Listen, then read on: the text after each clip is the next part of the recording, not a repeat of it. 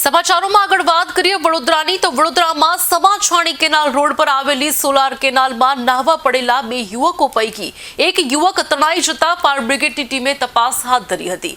Fire બ્રિગેડને કેનાલથી બહાર નીકળ્યું મહત્વનું છે કે યુવકના કપડાં અને ચપ્પલ મળી આવ્યા હતા।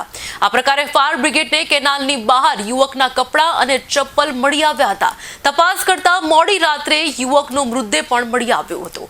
ઉલ્લેખનીય છે કે આ યુવક વોર્ડ નંબર 1ના કોર્પોરેટરનો ભત્રીજો છે।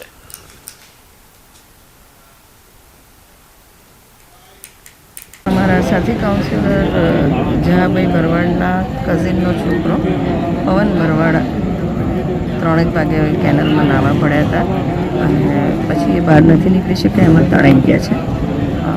ખૂબ દુઃખદ દુર્ઘટના છે અને વારે ઘડીએ છાણી કેનલની આસપાસ આવી ઘટનાઓ થતી જ રહે છે અને અમે વર્ષમાં 4-5 વખત આવા કિસ્સાઓમાં અહીંયા આવતા હોઈએ છીએ।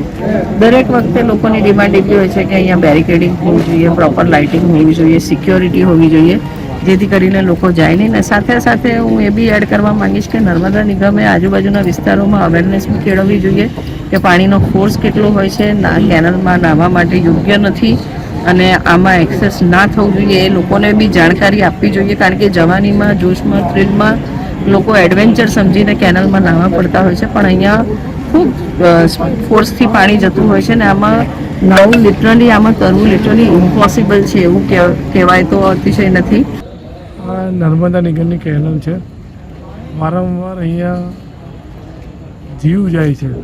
ખરેખર નર્મદા નિગમે એવી વ્યવસ્થા કરવી જોઈએ કોઈ માણસ અહીંયાથી જઈ ના શકે।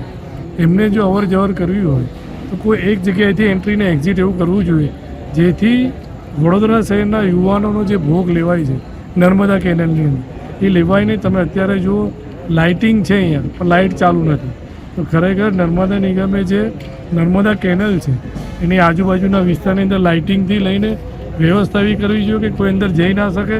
એની સાથે સાથે નર્મદા નિગમની સાથે સાથે હું વિસ્તારના લોકોને, વડોદરા શહેરના લોકોને એક અપીલ કરવા માગું છું કે પોતાના ફેમિલીની અંદર પોતાના છોકરાઓને તમે સમજાવો કે નર્મદા નિગમ જે કેનલ છે, જે પાણી જાય છે એ કોઈ એન્ટરટેનમેન્ટ કરવાની જગ્યા નથી।